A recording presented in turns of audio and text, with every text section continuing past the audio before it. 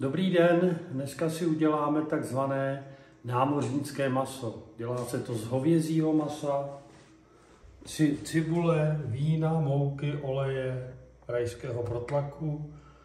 No, takže první, co udělám, že si zase nakrájím cibuli.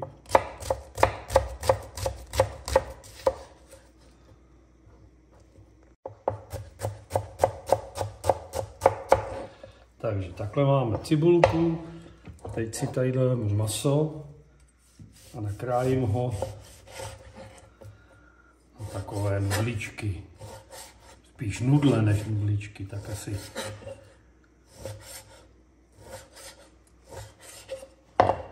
takovýhle, ale samozřejmě na tom tvaru zase. Mělo by to tak být, ale zase, že na tom úplně sejde. Prostě na tu chuť zase to nebude mít žádný vliv. Už to bude trošku jinak.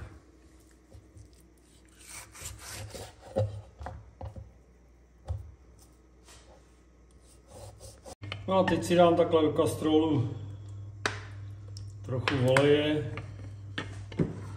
Tady se mi, to jsem neřekl, ještě vařejí vajíčka na tvrdo, který potom dám navrch na ozdobu. Takže chviličku počkáme a budeme vařit.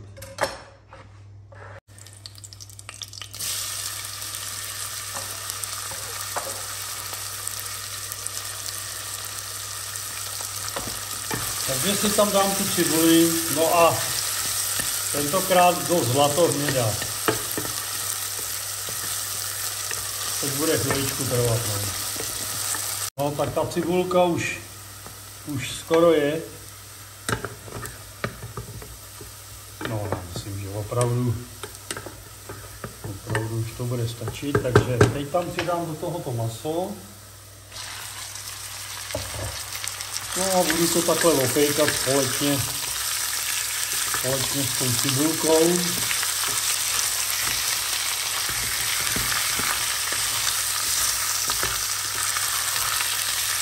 Přidám tam sůl,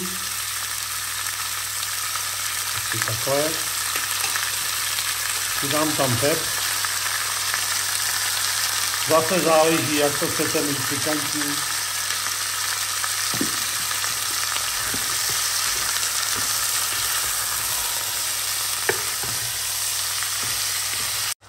Tak to mám opečený. No a protože to je hovězí maso, tak ono vždycky si pustí samo takhle trošku šťávy. Takže na to takhle dám poklíčku. Uberu tomu tak na tu sedmičku a nechám to v té vlastní šťávě dusit zase, až se to vydusí úplně do toho tuku, jo? Takže takhle. No, vidíte, takhle už to pustilo tu šťávu, to hovězí maso. No, takhle se to v té vlastní šťávě dusí. No, ale zase říkám až do tuku. Takže vidíte, takhle už se mi to krásně vyrestovalo, žádná tekutina už tam není. Takže teď je ta chvíle, kdy tam takhle přidám rajský protlak. Asi polovinu téhle plechovky. No a zase to nechám hezky pomalu zarestovat.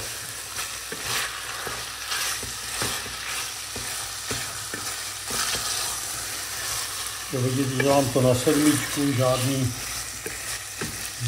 velký teploty. Jo, chviličku to nechat pěkně zarestovat. Opravdu jenom chvíli je to zarestovaný. Vidíte, ten tuk tam krásně vystoupil, no. A teď první část vína dám takhle přímo do toho.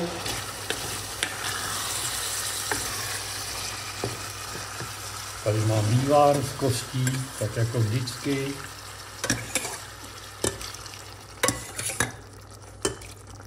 Takhle to zaleju, no a nechám to dusit. Samozřejmě je tady možnost, A docela rozumná možnost, já to tentokrát neudělám, prostě když ty to dáte do papiňáku, když toho třeba děláte víc, tak si to tam necháte v tom papiňáku půl hodiny a ono to nějak bude.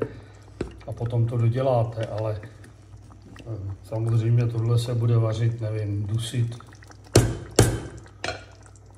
Nedokážu odhadnout, uvidím. Podíváme se na to za hodinu. Tak já se na to podívám. Vidíte, takhle pomalu se to hezky dělám. Dělám to tady na tu 4. Takže opravdu jenom tak, aby se to tak převalovalo. No a zase to nechám úplně vydusit pomaloučku zase až do tuku, abychom to mohli zahustit. Ale tak se na to podíváme. Tak vidíte, zase už se mi to krásně takhle vydusilo do tuku. Tak nebudu na ní čekat, zahustím to. A máme 4 porce. Tak a protože tohle není omáčka, to je spíš taková šťáva, tak tam dáme jenom 2 žičky. Tak.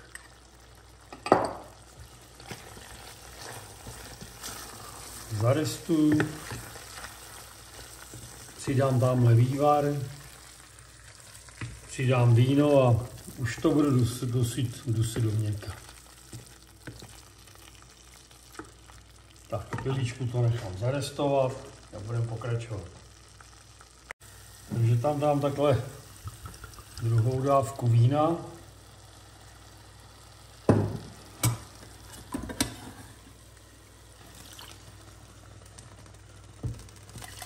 Vývar.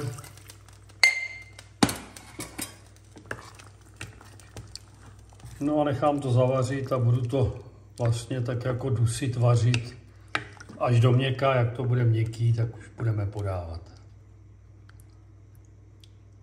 Vidíte, už se mi to vaří a už je to tam hodinu, no ale no, opravdu měkký to teda není ani zdaleka. Takže já to takhle stáhnu na tu 4 zase. Tak.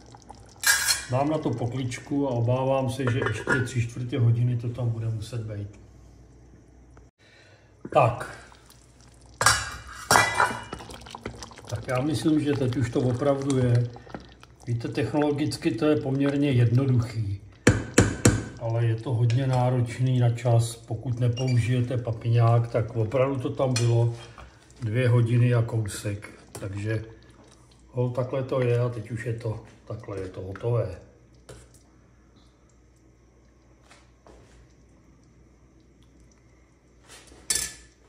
No. Dáme navrch ještě jako na ozdobu vajíčko. Hop.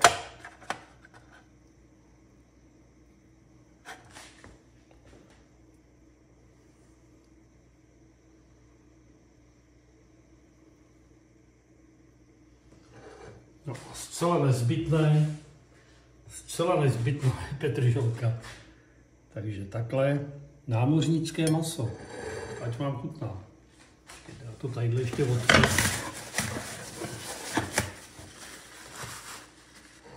Tak, teď je to lepší.